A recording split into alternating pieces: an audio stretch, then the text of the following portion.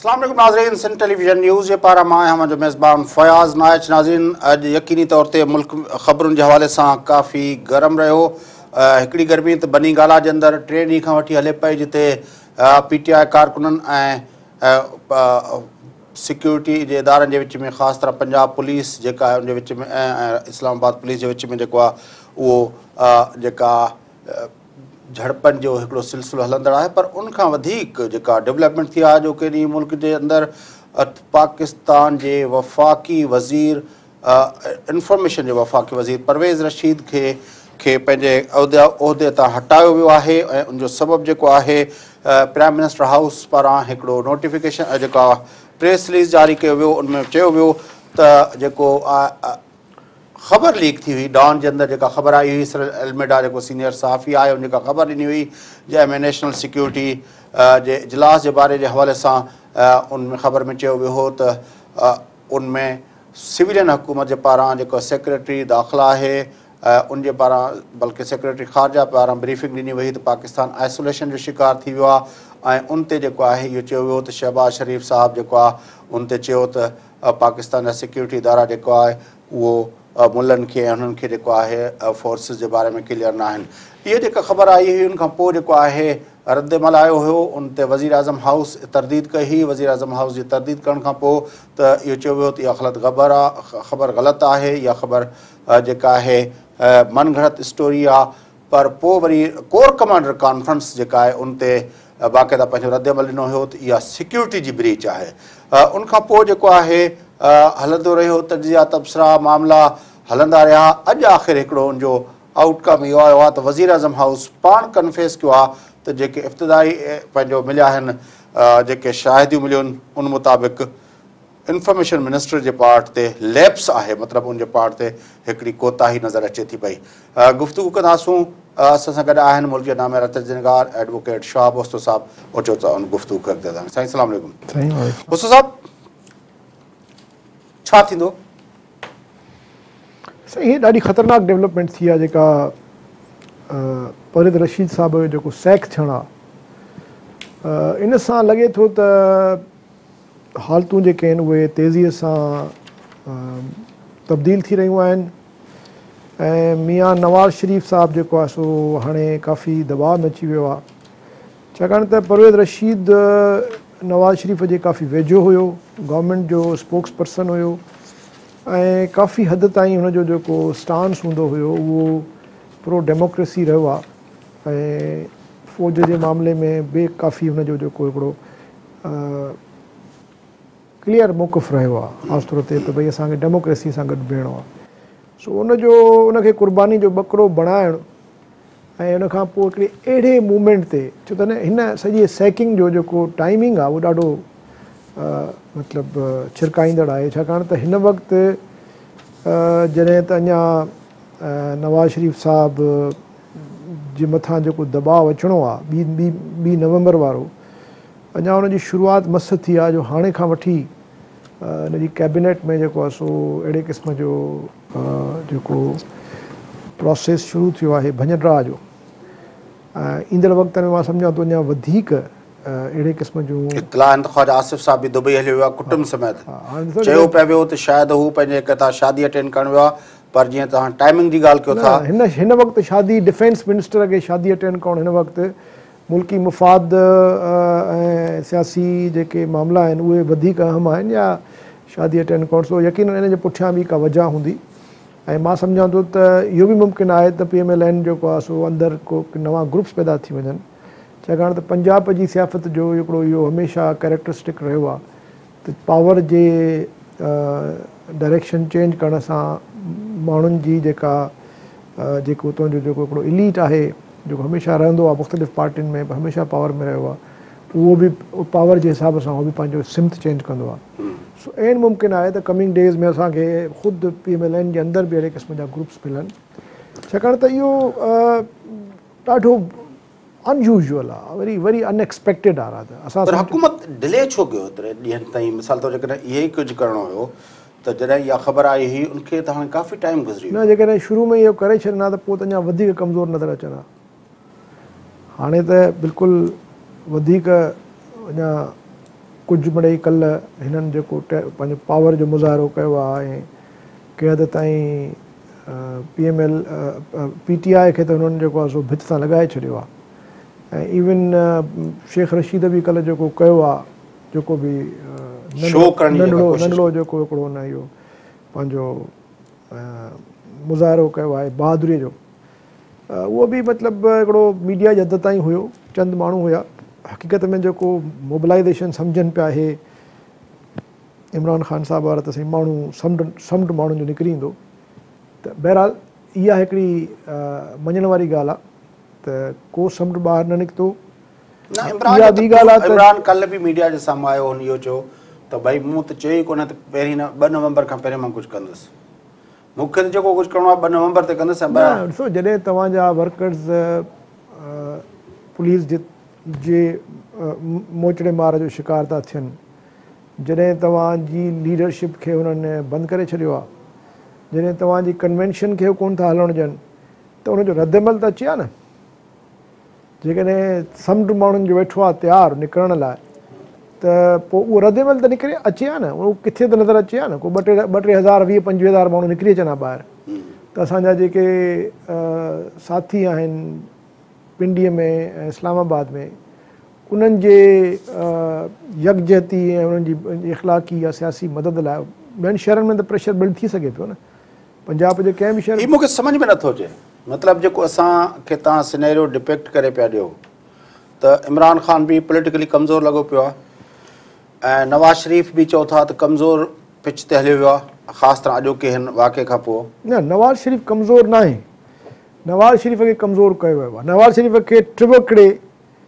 ॼार में फसायो वियो आहे कोर्ट में फसायो वियो आहे उनखां पोइ थ्रू PTI कोर्ट कहिड़ी में फसायो सुप्रीम कोर्ट में हिकु मामिलो हले थो इहो उते पनामा वारो न पनामा वारो उते फिक्स करे छॾियो अथऊंसि उनखां पोइ जेके अञा ॿिया मां सम्झां थो ॿिया बि ईंदा जेके ई सिमिलर सिचुएशन न आहे त हिकिड़े दौर में गिलानी कोर्ट में छिकबो हुयो पनामा लीक्स ऐं मेमो गेट जा केस उते जुदा हूंदा हुया ऐं ख़ुदि नवाज़ शरीफ़ साहिबु मेमो गेट जे मामले में अॼु जेको आहे हीउ चए थो न ख़बर लीक थी आहे त नवाज़ शरीफ़ परेशान आहे उन वक़्तु कोर्ट में वियो हुयो बकाफ़त अमल त आहे ॾिसो नवाज़ शरीफ़ खे हिननि फसायो आहे 3 तरीक़नि सां हिकु त कोर्टुनि में हाणे मामिलो हले वियो आहे सुप्रीम कोर्ट मूंखे ॾाढी एग्रेसिव थी नज़र अचे ॿियो PTI शेख रशीद ऐं थी सघे थो कुझु मुला बि निकिरनि ॿाहिरि दिफ़ा पाकिस्तान वग़ैरह वारा जेकॾहिं इहे निकिरी आया त हिननि वटि त कार्डर्स ॾाढा ख़तरनाक आहिनि इहे त टेक ओवर करे वेंदा शहर इहो हाली शायदि न कढनि हू खणी बाद में अहिड़ी ॻाल्हि थी टियों जेको आहे उहो एस्टेब्लिशमेंट आहे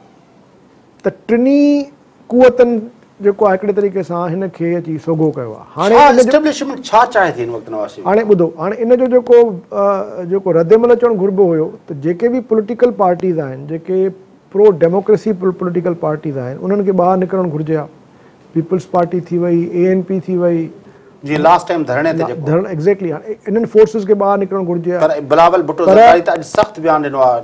पर हाणे प्रॉब्लम इहो आहे त इन्हनि पार्टीज़ जी लीडरशिप जेका आहे उहा पाण फाथी पई आहे उन्हनि जे मथां करप्शन जा इल्ज़ाम आहिनि उन्हनि जी पंहिंजी ऑर्गेनाइज़ेशन जेका आहे उहा पूरी तरह करप्ट थी चुकी आहे तव्हां चओ था त इमरान ख़ान हिन वक़्तु रॉन्ग साइड ते बीठल आहे न Imran Khan fundamentally wrong side ते आहे इमरान ख़ान जे तरीक़े सां सेबोटाज थो करे तारीख़ी जेके तसलसुल में तव्हां ॾिसंदो त इमरान ख़ान जो रोल जेको आहे उहो नेगेटिव साबित थींदो छाकाणि त हाणे त ॻाल्हि साबित थी वई त इमरान ख़ान पाण त कुझु कोन करे सघियो हाणे त ॿियूं क़ुवतूं मैदान में लही आयूं आहिनि हाणे जेको बि थिए थो उहो बिहाइंड द कर्टन थो थिए ऐं जेको पोइते वेही जेको नज़र थो अचे हाणे उहो त साफ़ु लॻे थो त दॿा पुठियां आयो आहे हाणे हे त कुझु न करे सघिया कल्ह या शायदि कुझु करे ई न सघंदा छो त हुन वटि कैडर त आहे कोन मां अचां पियो त को शायदि 100 माण्हू बि कोन हुया 3 तल वारनि ते PTI जा हेॾो वॾो शहरु आहे 2 करोड़नि जो कराची में 100 माण्हू बि कोन कढी सघिया आहिनि त हो त पंहिंजो PTI त ॾेवालपणो ॾेखारे चुकी आहे तंहिंजे करे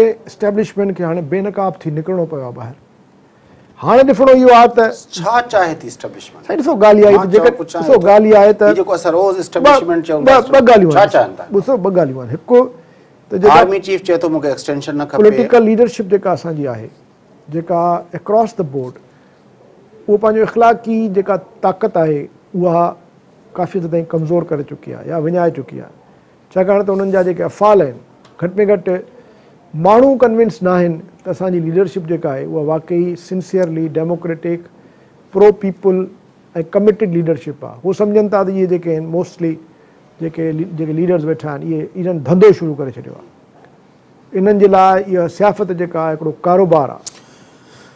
मां हिकिड़ो वक़फ़ो वठां थो, पोइ मां ज़रूरु इहो पुछणु चाहींदुसि त वाक़ई हिन वक़्तु हिन जंक्चर ते जॾहिं आर्मी चीफ बि चाहे थो त मां एक्सटेंशन न वठंदुमि ऐं ॿिया बि अहिड़ा के मसइला न आहिनि जंहिंजे विच में परवेज़ मुशर्रफ बि हलियो हुयो, जेको अॻे बोन ऑफ कंटेंशन हुयो इस्टेब्लिशमेंट नवाज़ शरीफ़ जे विच में। ऑपरेशन जा मामला जेके हुया उहे बि फ़ौज पंहिंजी मर्ज़ी सां कया। पंजाब जे अंदरि बि ऑपरेशन हुन करे छॾियो। ख़ुदि जेको आहे इंडिया जे बारे में नवाज़ शरीफ़ जेका पॉलिसी हुई मोदी खे घुराइण या मोदी जो हुनजो घर अचणु, उन हवाले सां बि हाणे क्लियर थी वियो आहे त परवेज़ पंहिंजो बल्कि नवाज़ शरीफ़ हाणे उहो ई एग्रेसिव टोन ॻाल्हाए थो जेको मिसाल तौरु शायदि हुन पासे खे पसंदि हुजे। त पोइ आख़िर आर्मी पंहिंजो इस्टेब्लिशमेंट ऐं पाकिस्तान जे सिविलियन हुकूमत जे विच में छा आहे? वक़फ़े खां पोइ मां चाहींदुमि तिन ते गुफ़्तगू कयूं। नाज़रीन, वठो था वक़फ़ो, वापसि अची प्रोग्राम खे अॻिते वधायूं था। असां गॾु रहिजो।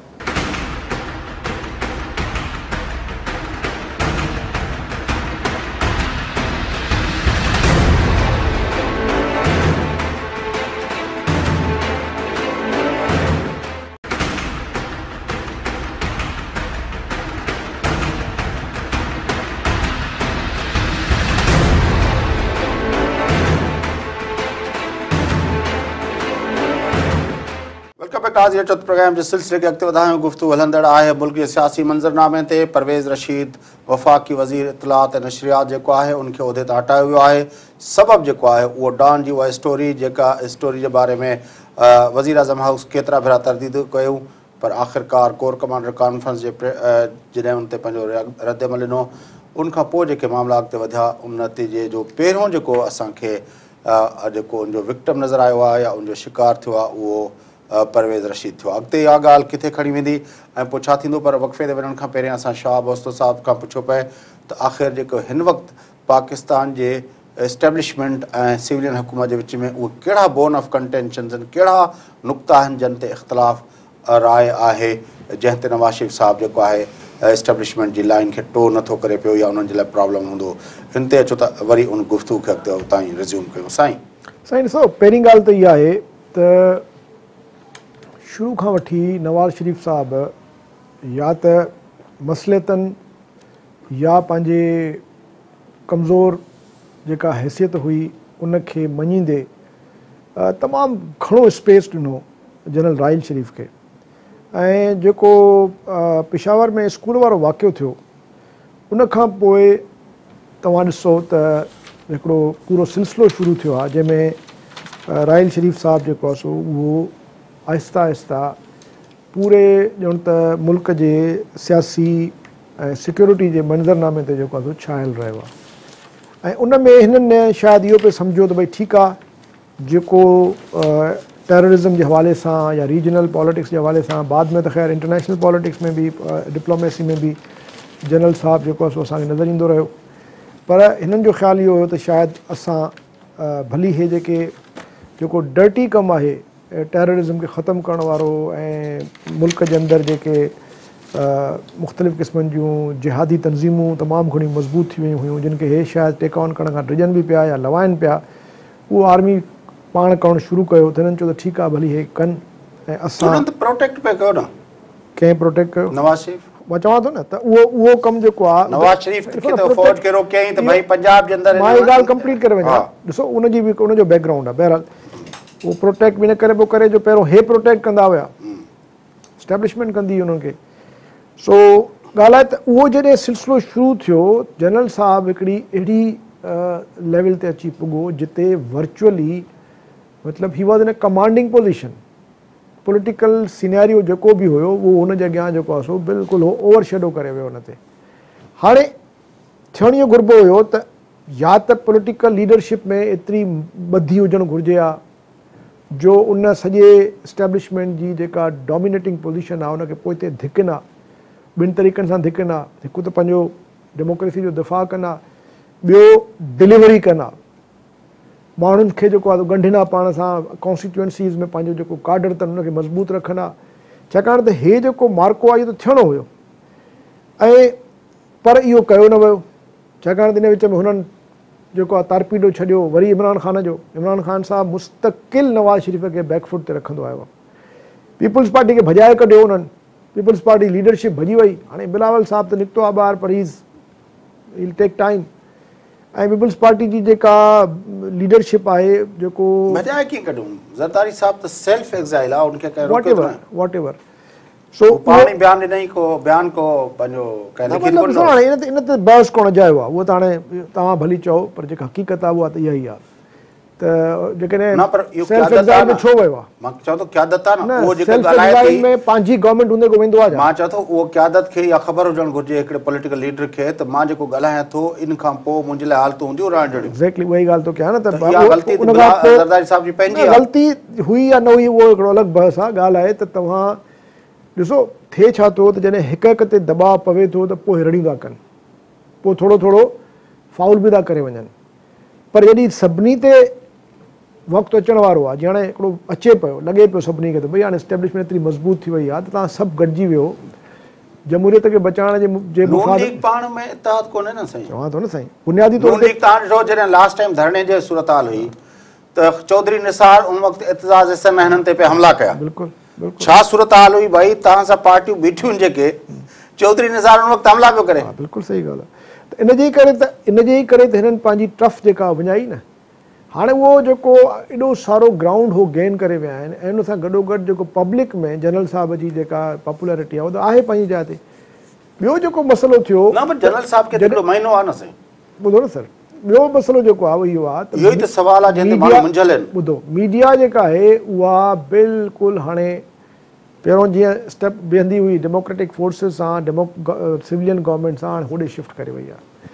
मतिलबु हिकिड़ो कंप्लीट शिफ्ट आहे। मीडिया या त जेको आहे सो पोइ ते हटी वई आहे, डिॼी वई आहे, या मीडिया घटि में घटि हिननि खे डिफेंड करण जी हाणे पोज़ीशन में कोन्हे, छो त हिननि जा अफ़ाल अहिड़ा ख़राब थी चुका आहिनि।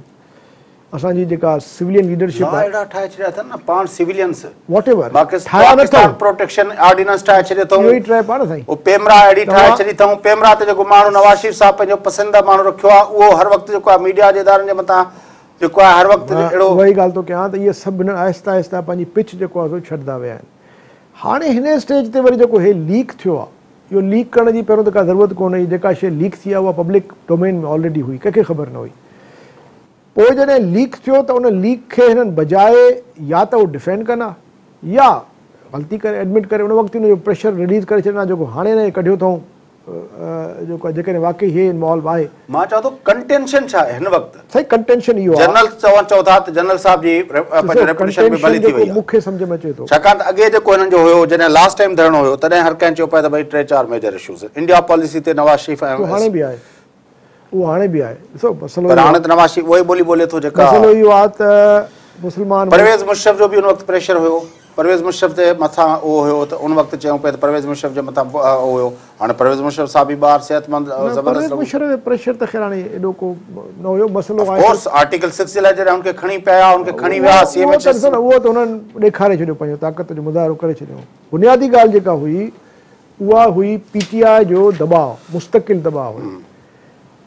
पीटीआई मुस्तक़िल पीएमएलएन खे दबाव में रखियो ऐं उनजे नतीजे में छा ॿ दबाव रहिया आहिनि हिन गवर्नमेंट जे मथां। हिकिड़ो पीटीआई जे थ्रू पॉलिटिकल प्रेशर, ॿियो जेको वॉर ऑन टेरर या जेको एंटी टेररिज्म वारो जेका इहा ड्राइव हली आहे, उनजे नतीजे में जेको पूरे मुल्क जो जेको निज़ाम दरअसल चेंज थी वियो आहे, तव्हांजा लॉज चेंज थी विया आहिनि, कॉन्स्टिट्यूशन चेंज थी वियो आहे। नाज़िमाबाद जे अंदरि जेको इहो फायरिंग थी आहे पंहिंजो मजलिस ते, मजलिस जेका हुई पंहिंजो शीयनि जी उन मजलिस ते फायरिंग थी आहे। हाणे त थींदो, हाणे त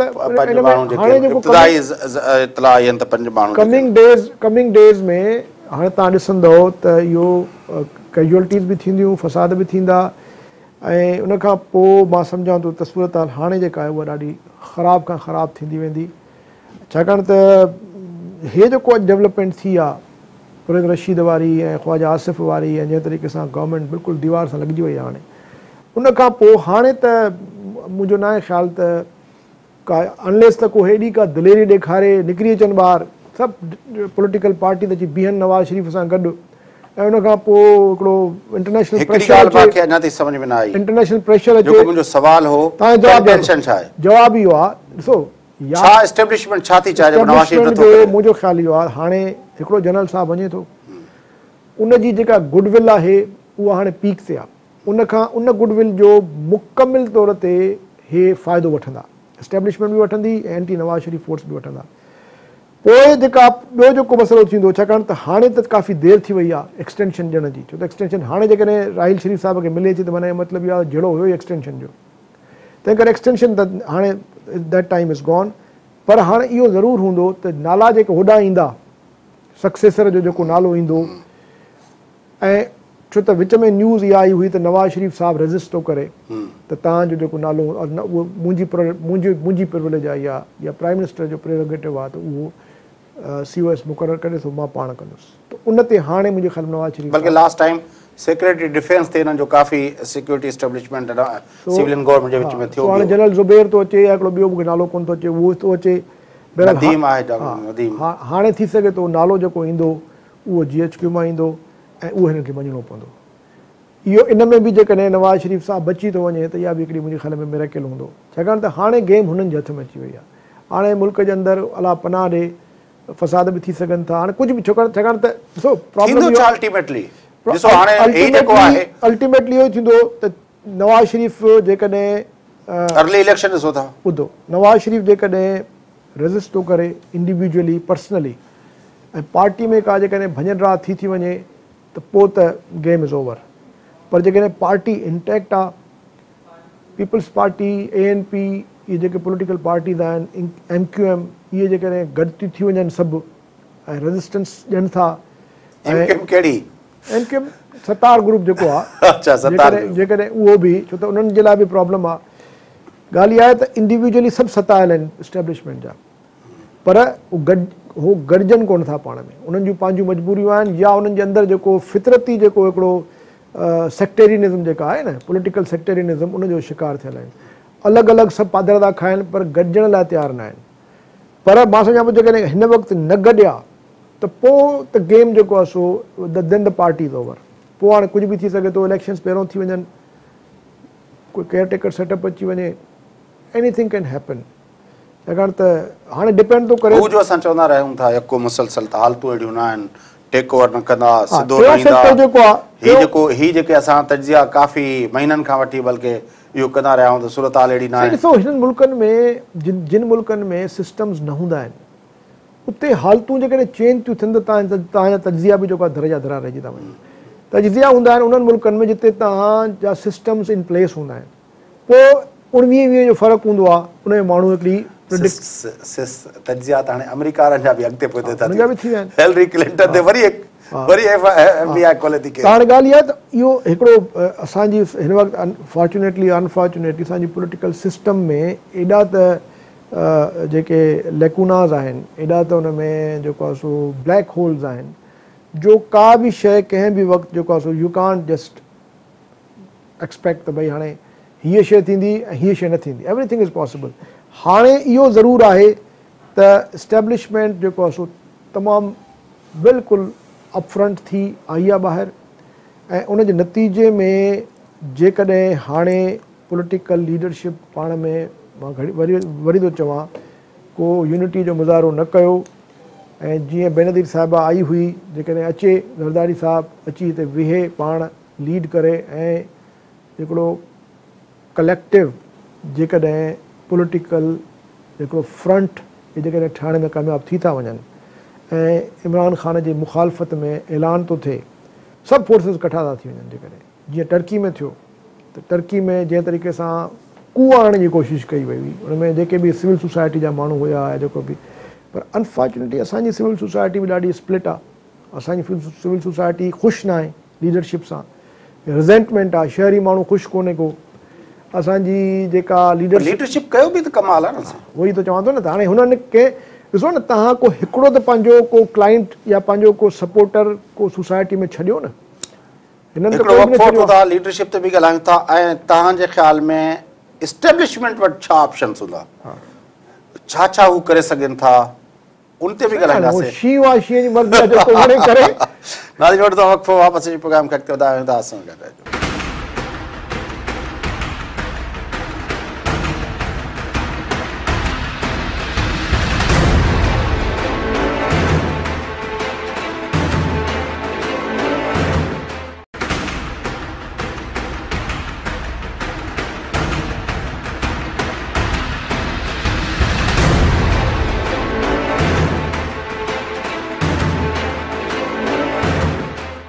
वेलकम नाज़रीन जो प्रोग्राम जे सिलसिले खे अॻिते वधायूं। पाकिस्तान जे सियासी मंज़रनामे ते हिकु ॿी ड्रामाई ख़बर जंहिंजे हवाले सां गुफ़्तगू हलंदड़ हुई।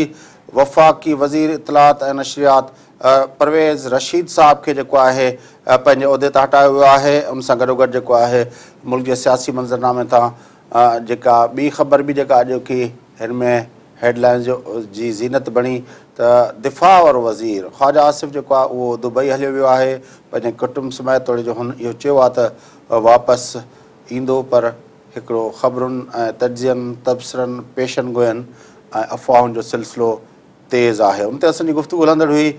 पाकिस्तान जे अंदरि जेको हिन वक़्तु जेको थिए पियो, शाहब ओस्तो साहिब असां गॾु आहिनि। उन जो ख़्यालु इहो हुओ त हीअ इस्टेब्लिशमेंट ऐं सिविलियन गवर्नमेंट जे विच में हिकिड़ी टग ऑफ वार आहे ऐं इमरान ख़ान हिन वक़्तु जेको आहे सिविलियन गवर्नमेंट जे ख़िलाफ़ु ऐं इस्टेब्लिशमेंट जे पासे बीठल आहे।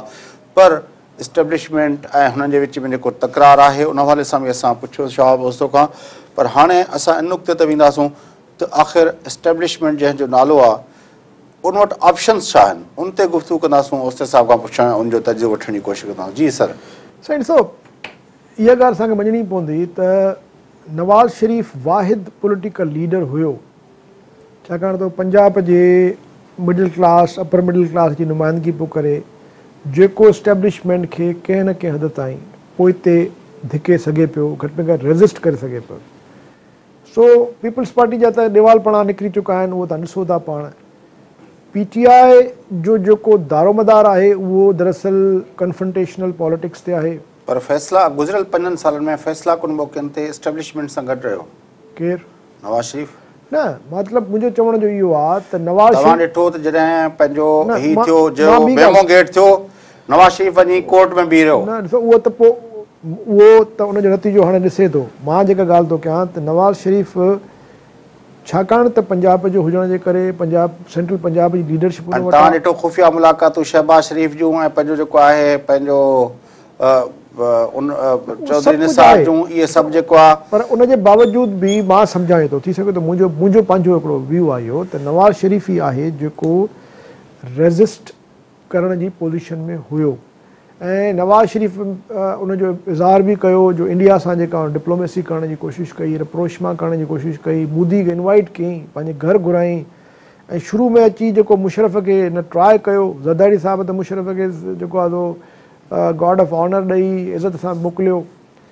त हिन बुनियादी तौर ते त हे माण्हू जेको आहे नवाज़ शरीफ़ साहिबु जेको आहे, ज़रदारी साहिब बि 5 साल ईअं ई लॻो त इस्टेब्लिशमेंट जे लाइ नाक़ाबिल क़बूल आहे। हुन बि चयो त भई असां फर्स्ट न्यूक्लियर स्ट्राइक न कंदासीं। हुन बि हिंदुस्तान खे पॉज़िटिव सिग्नल ॾियण जी कोशिशि कई। हुन त अञा वधीक करे जेको हीउ नथो करे, हुन त ईरान सां बि जेको आहे पैचअप करण जी कोशिशि कई। हुन त मां तव्हांजी ॻाल्हि सम्झां थो, तव्हां ॻाल्हि सही था कयो। हुन अलामती तौर ते कोशिशि कई, पर हे काफ़ी हद ताईं अड़ियो रहियो आहे।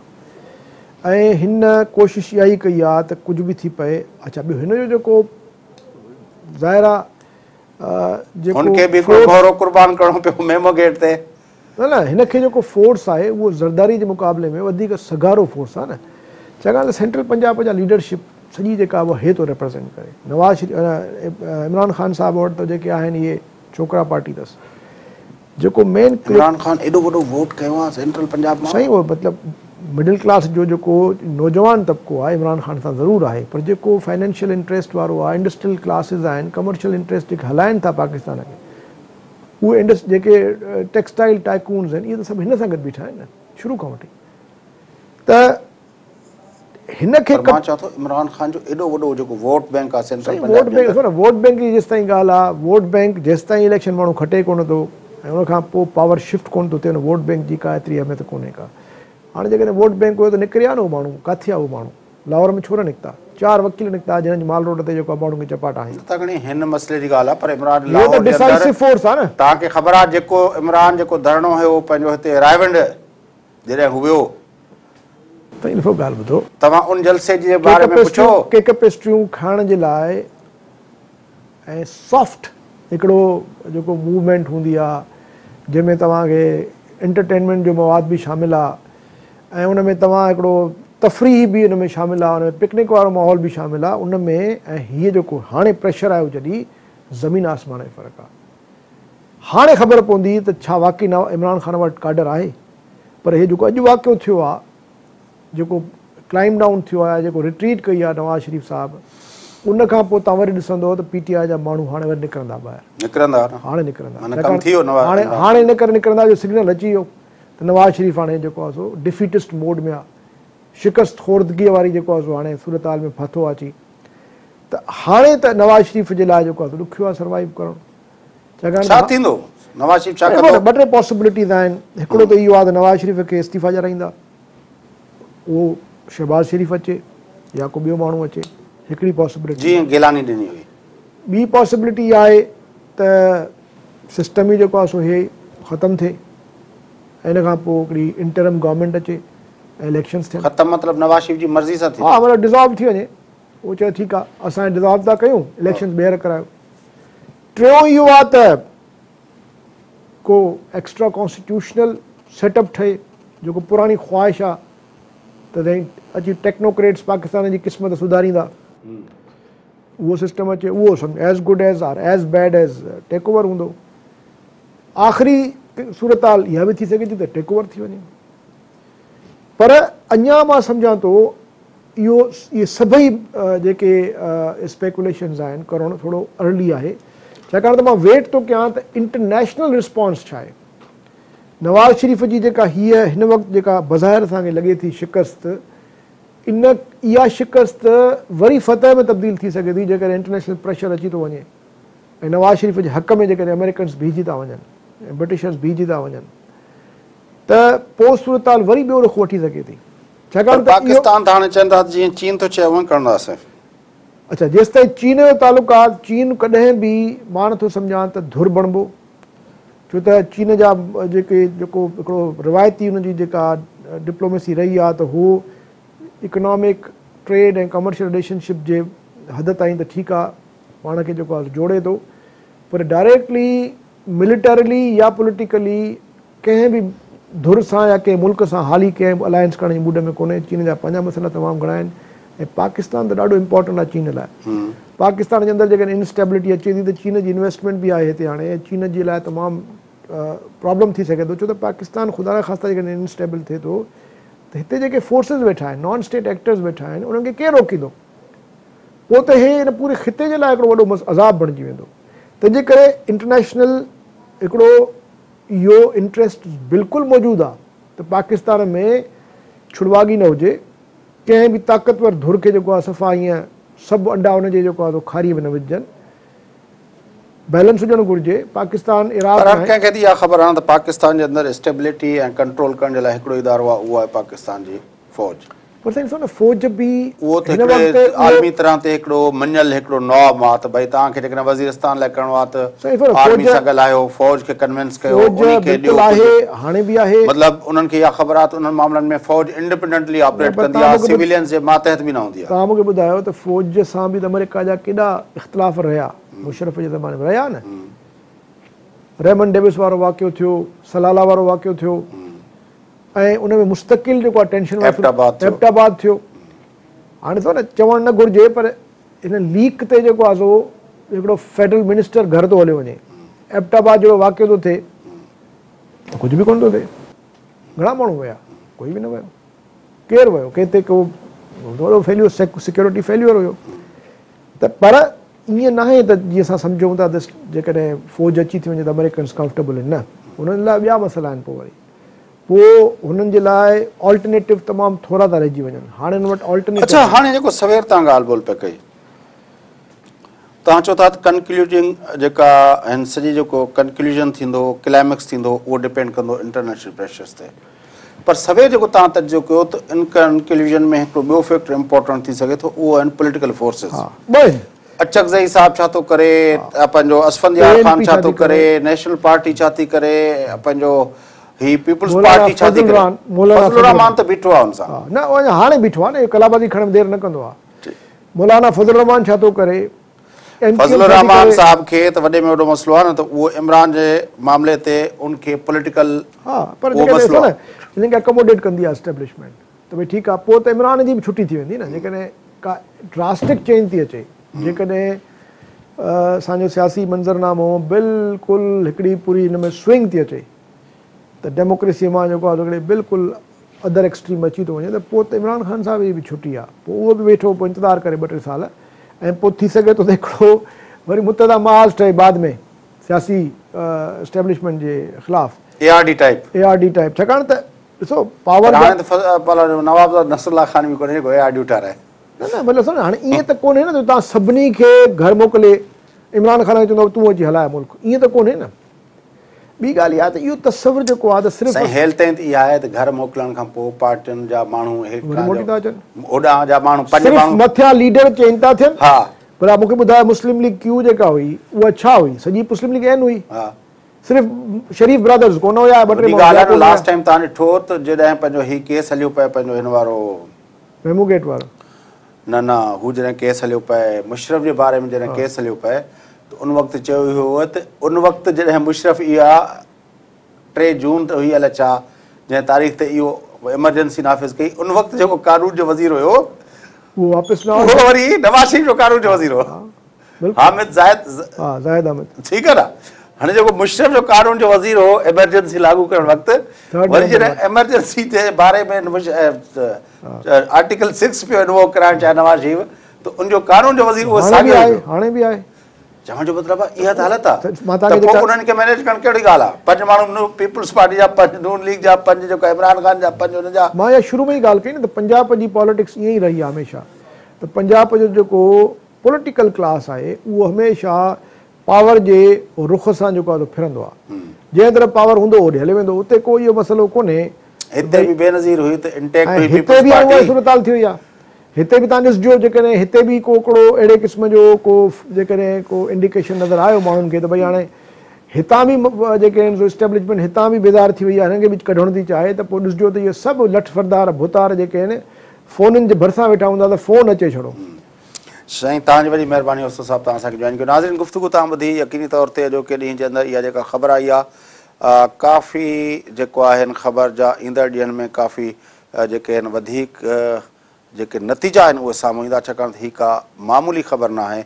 ऐं जीअं पंहिंजो उस्ताद साहिबु ॿुधायो पिए त हीअ हिकिड़े तरह जी रिट्रीट नज़र अचे थी गवर्नमेंट जे पारां, ऐं उहा रिट्रीट केतिरे हद ताईं वेंदी, छाकाणि त इन तरह जी रिट्रीट असांखे नज़र आई हुई मेमो गेट जे मसइले ते बि, त हिकिड़ी स्टेज ते उहो ज़रदारी साहिबु सर्वाइव करे वियो ऐं उनखां पोइ जेको आहे पर उहो जेको माण्हू हुयो पंहिंजो हक़ानी साहिबु जेको एम्बेसडर हुयो उनखे से हटाए ऐं बाक़ी मामला जेके आहिनि उहे अॻिते हलिया। हिन तरह नवाज़ शरीफ़ साहिबु बि हिन हद ताईं मैनेज करे थो वञे, या इहे मामला जेके आहिनि उहे घणो अॻिते वेंदा। ईंदड़ ॾींहं पाकिस्तान जी सियासत जा इंतिहाई अहम ॾींहं आहिनि ऐं यकीनी तौर ते उन्हनि समूरनि जेके अपडेट्स हूंदियूं उनखे तव्हां खां बाख़बर रखंदा रहंदासूं। फ़िलहालु प्रोग्राम जो वक़्तु पूरो थिए थो। पंहिंजे मेज़बान फयाज़ नाश कंदा सदाईं गॾु।